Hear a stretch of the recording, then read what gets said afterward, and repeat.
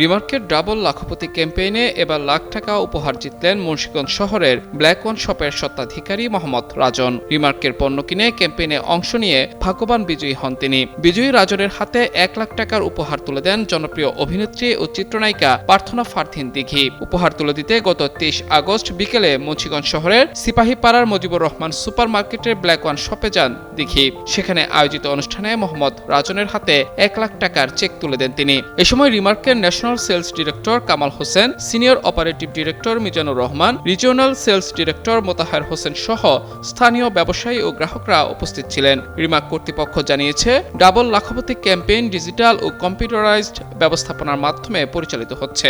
ফলে বিজয়ী নির্বাচনের প্রক্রিয়া স্বচ্ছ ও নিরপেক্ষভাবে সম্পন্ন করা হচ্ছে।